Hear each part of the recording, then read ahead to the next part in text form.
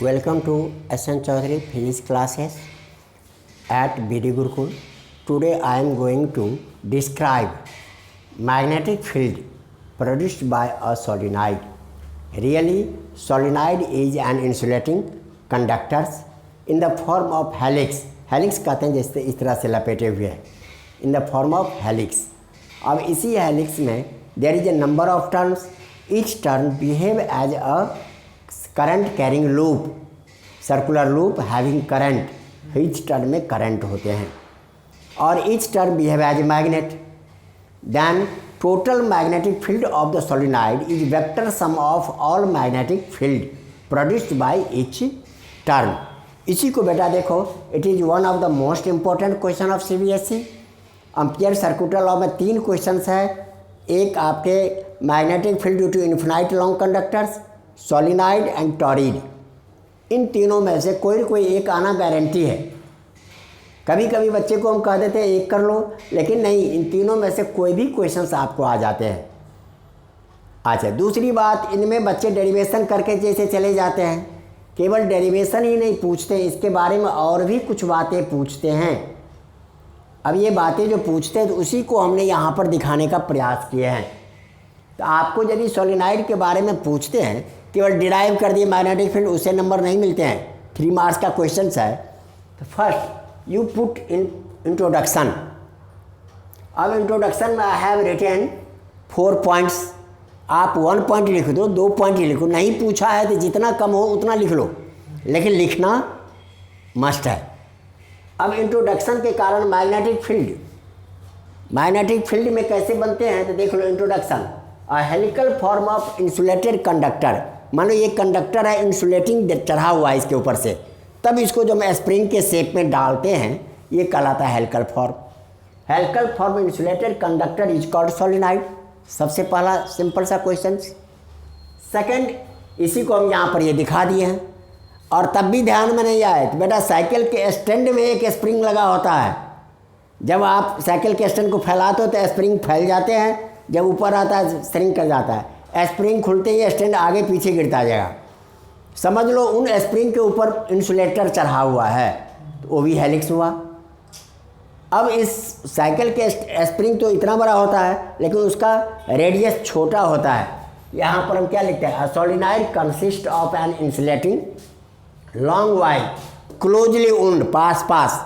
अब आपका तो सर कॉपर तार एक साथ लगा देते हैं तो इसमें शॉर्ट सर्किट क्यों नहीं होता है. तो बेटा वो जो कॉपर का तार, रियल में कॉपर का जो कलर है वो कहाँ दिखेगा आपको, पूजा घर के बर्तन में. पूजा घर के बर्तन का जो कलर है कॉपर के बर्तन का, वो है ओरिजिनल कलर. लेकिन आप वायर जब देखते हो तो बहुत चमकीले कलर दिखते हैं. ब्राउन ब्लैक इसमें बहुत चमकीले कलर दिखते हैं. मीन्स उसके ऊपर वार्निश किया हुआ है. वो वार्निश वहाँ पर इंसुलेटर का काम करता है. इसलिए एक तार दूसरे तार से टच करते हैं तो आपको शॉर्ट सर्किट नहीं होता है. आए बात समझ में. उस तरह से आपने वायर को लपेट दिया तो इसका ये फॉर्मेट में आ गया. अब कहोगे इसका यूज कहाँ क्या करते हैं, तो ये एक तरह का इक्विपमेंट ही है हमारे फिजिक्स के लिए, क्योंकि इसकी मदद से हम मैग्नेटिक फील्ड प्रोड्यूस करते हैं. और ये मैग्नेटिक फील्ड कहाँ प्रोड्यूस करते हैं तो दिखा देता हूँ सिंपली. जैसे आप स्पीकर लेते हो, स्पीकर तो आपने देखा होगा ना भाई, ये स्पीकर है. स्पीकर के भीतर ये मोटा सा राउंड रहता है, ये एक मोटा सा रहता है. यहाँ पर ये कॉइल लगे रहते हैं. हाँ, ये मैग्नेट के भीतर में ये कॉइल लगे रहते हैं. इसका एक सिरा यहाँ एक सिरा यहाँ स्पीकर में पेपर पर चिपके रहते हैं. तो क्यों, तो एक मैग्नेट तो पहले से है, इसमें करंट जाएगा तो 2 मैग्नेट हो गए, दोनों इंटरेक्ट करेंगे, रिपेल अट्रैक्ट करेंगे, जिसके कारण ये पेपर के कोण से जुड़ा रहता है. उस कोण में वाइब्रेशन होता है. कोण में वाइब्रेशन हुआ मीन्स एयर में वाइब्रेशन प्रोड्यूस हुआ, दैट इज साउंड. इस तरह से आपके इसका यूज होता है. It is an equipment use to generate magnetic field. कहाँ कहाँ होते हैं देख लिया आपने. उसी तरह से a long solenoid is that whose radius is negligible with respect to length. Length बड़ा होता है रेडियस के रिस्पेक्ट में, बहुत बड़ा। अब सेकंड पॉइंट में हेडलाइन आपने डाल दिया मैग्नेटिक फील्ड। अब ये मैग्नेटिक फील्ड कैसे बनाता है तो ये आपको दिखाना पड़ेगा। When electric current is pass through a solenoid, each turn of the solenoid behave as a circular loop. आप ये जानते हो इस तरह से यदि टर्न आता है तो मैग्नेटिक फील्ड प्रोड्यूस करते हैं। इस तरह से आपने सीख चुके हो। यहाँ कई सारे टर्न है और सभी में मैग्नेट की डायरेक्शन एक ही है, तो vector sum of all magnetic field या vector sum of magnetic field produce by all turns, सभी के एक ही डायरेक्शन में लग गए तो वो रिजल्टेंट होता है। तो इसलिए यहाँ लिखते हैं total magnetic field of the solenoid is a vector sum of magnetic field of turns of all turns due to current through all turns in the solenoid. हर एक टर्न के द्वारा करंट बनते हैं तो इसके लिखते हैं। अब इसी का बेटा देखो, इसमें से यहाँ तक आप पूछे 1 मार्क के क्वेश्चन सब आ जाते हैं। सोलेनोइड पढ़ लिया, यूज क्या है, use to produce magnetic field, use भी आपके ध्यान में आ गया। अब इसके बाद यहाँ से अब हम नेक्स्ट इसी में कुछ पॉइंट और बचा हुआ है वो देखो। थर्ड, अब आपको कहेगा डायग्राम बनाओ, मैग्नेटिक फील्ड का डायग्राम बनाओ। तो जनरली बेटा आपने यहाँ पर ये सर्कल बना दिए 2-3।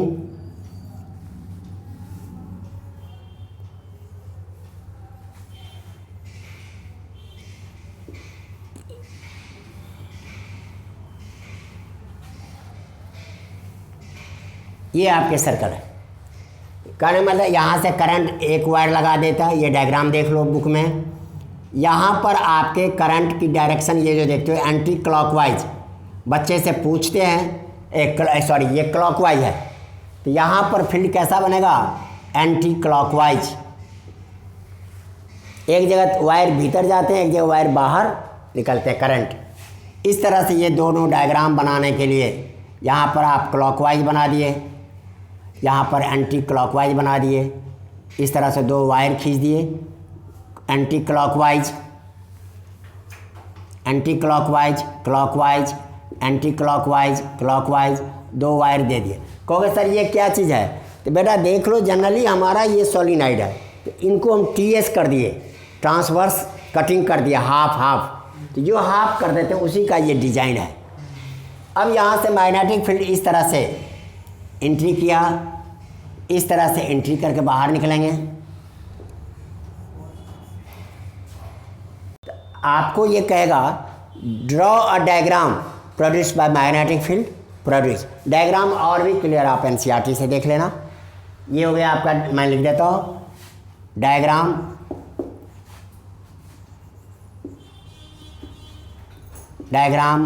Of magnetic field of solenoid.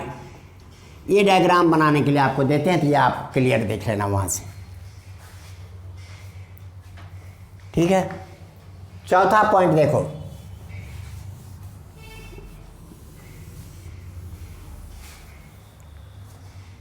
चौथे पॉइंट में आपके यहाँ पर आपके लिखते हैं 4th point, magnetic field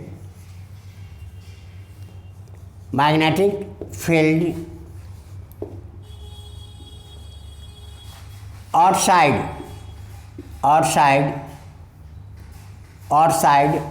a solenoid is negligible। Zero नहीं लिख सकते हम, नेग्लिजिबल कहने मतलब आपका ये सोलेनोइड है तो इसके डायरेक्शन में तो मैग्नेटिक फील्ड होगा,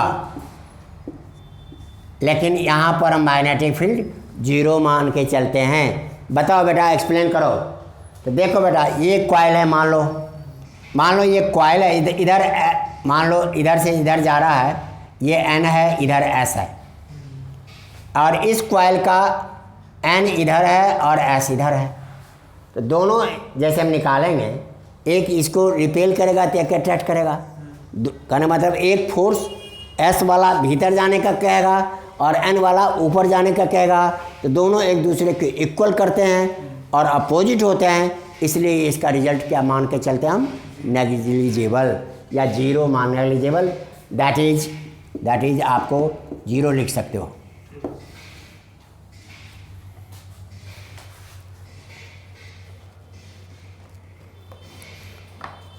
आगे बात समझ में। अब आपके जब यहाँ तक लिख लिए हो तो बेटा अब आपके नेक्स्ट पॉइंट लिख रहे हैं हम।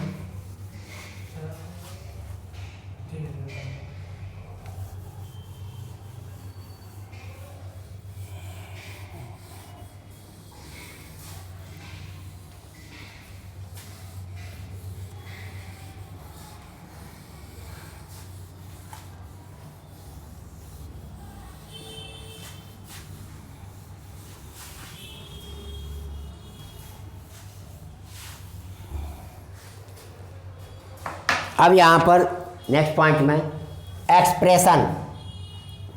Expression for magnetic field of a solenoid. अब सोलिनॉइड के मैग्नेटिक फील्ड के लिए हम एक्सप्रेशन निकाल रहे हैं। इसमें आपके सबसे पहले डायग्राम देख लो, छोटा सा एक डायग्राम ऐसे बना दो।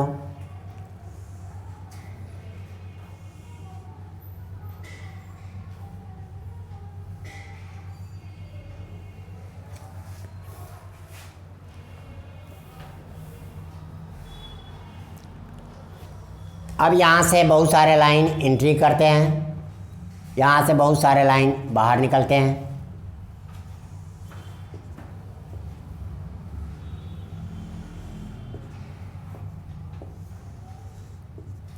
ये हमारे मैग्नेटिक फील्ड के लिए दिखा रहे हैं। अब इसके बीच में देखो, ये डिज़ाइन देखते हो, ये ऐसे ऐसे करना ज़रूरी है। अब इसका क्या मतलब है वो बताता हूँ।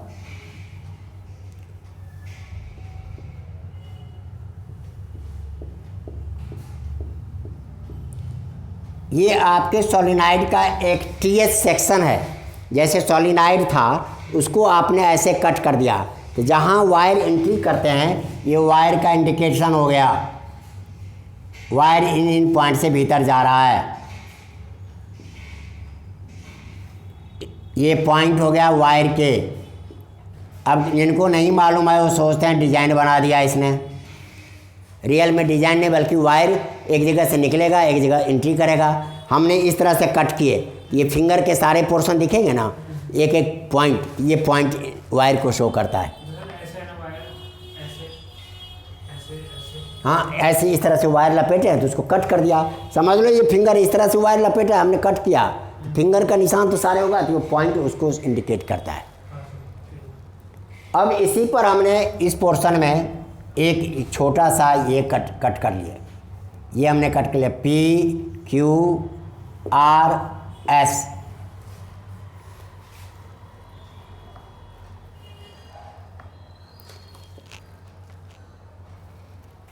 अब आपको यहाँ पर दिखाना है क्या लिखना है पेपर डेरिवेशन में, तो मोस्टली बच्चे यहीं पर देखते हैं। The एस्केमेटिक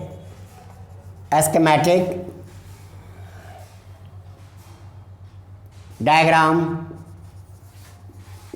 of transverse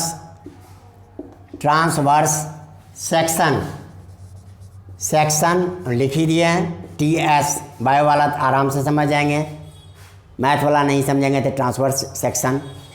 diagram of transverse section of a solenoid is shown in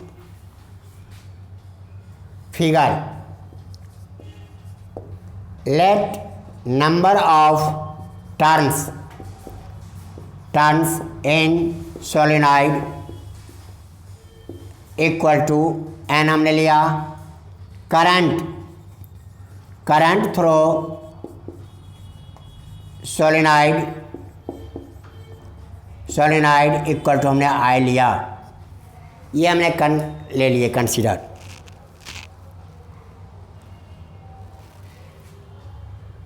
और लेंथ ऑफ इसके जो हम लिए हैं, लेंथ एल लिए हैं। नंबर ऑफ टर्न्स, एक वर्ड छूट गया, per unit length, per unit length in solenoid equal to N. Therefore total number of turns one turn में, पर यूनिट का मतलब एन टर्न्स है वन लेंथ में, तो एल लेंथ में कितना हो जाएगा, एन इंटू एल। ये हो गया टोटल नंबर ऑफ टर्न्स।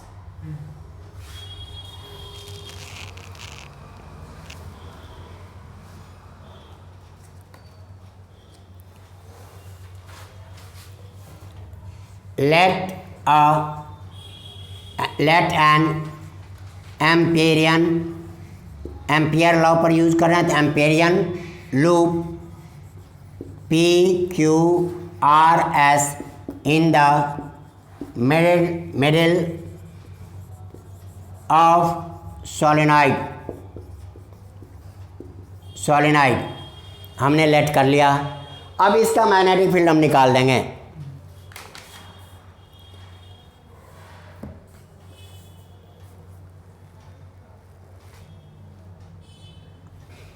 अब यहाँ now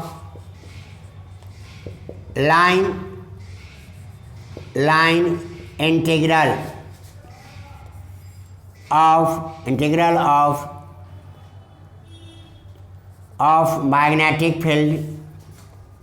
magnetic field of P Q R S that is equal to B D L ये हो गया हमारा। एम्पियर लॉ में यही हम चलते थे, तो हम बी डी एल निकालेंगे यहाँ पर। और ये किसका लिख रहे हैं, तो पी क्यू आर एस हमारा एम्पेरियन लूप है, तो इसका हम निकाल रहे हैं। अब देखो बेटा, ये जो निकालेंगे तो वहाँ तो सर्कल रहता था, तो हम लोग 2 पाई आर लिख देते थे। यहाँ सर्कल नहीं है, तो हमें यहाँ से यहाँ तक इंटीग्रेट करो, फिर यहाँ से यहाँ इंटीग्रेट करो, फिर यहाँ से यहाँ तक। तो this will be D L.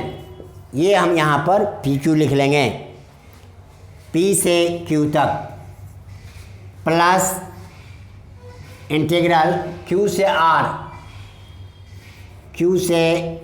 Are, फिर हम बी डी एल लिख लेंगे, प्लस इंटीग्रल ऑफ आर से S B D L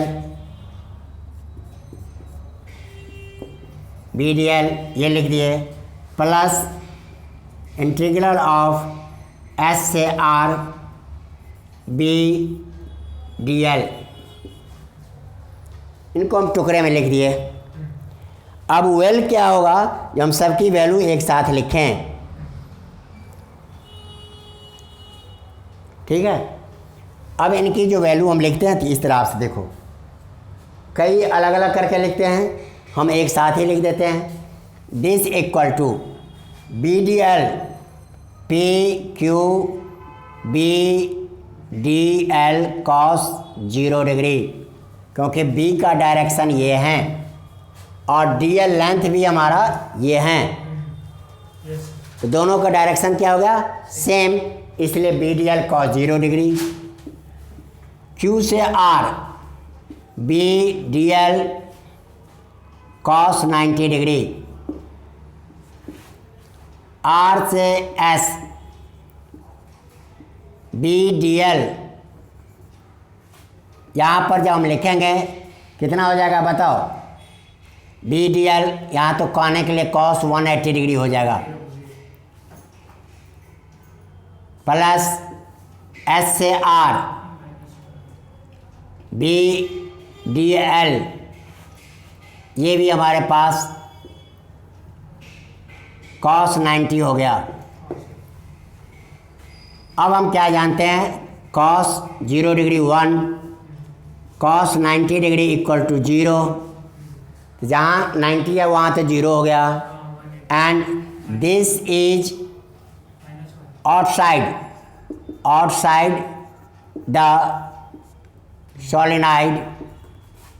solenoid B equal to 0।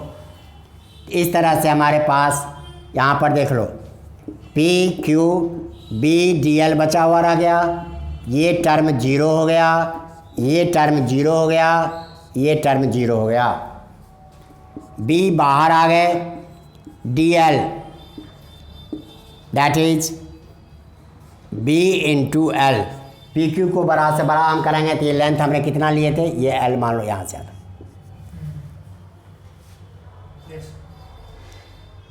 ठीक है, अब आपके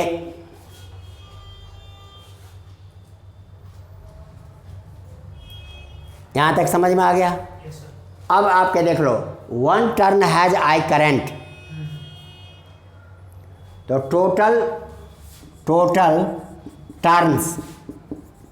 turns in PQ equal to L equal to NL है। One turn has I current, इसको फर्स्ट मान लो बेटा, one turn has I current, therefore NL turns has NLI current. ये सेकंड पॉइंट हो गया हमारे पास। From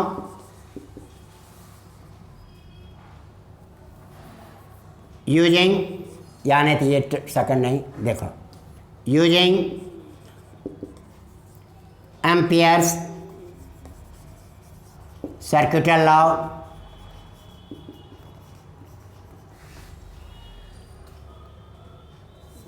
BDL equal to mu naught I लिखते थे।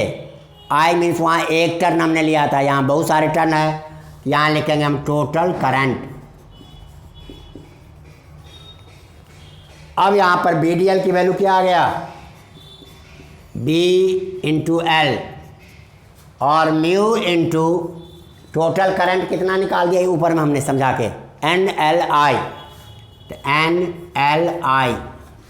अब देख लो बेटा L कट गया, हमारे पास B equal to mu naught NI हुआ। दिस इज रिक्वायर्ड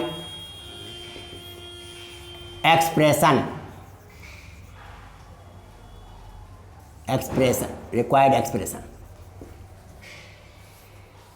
आगे बात समझ में।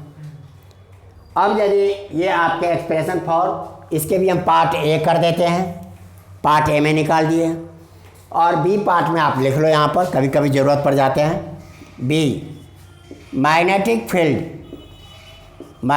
Field due to a solenoid at one end of the solenoid equal to B equal mu naught NI by 2। अब आपके सोलेनॉइड बहुत बड़ा है, इसके रिस्पेक्ट में यहाँ देखो पहले एक मिनट, यहाँ के और यहाँ पर फील्ड निकालना चाहते हैं, इसके कारण यहाँ के फील्ड को हम सिंपली नेग्लिजिबल मान के चलते हैं कि यहाँ पर आपके कोर्स के हिसाब से आधा कर दिए, average 0 plus this field equal to निकल गए।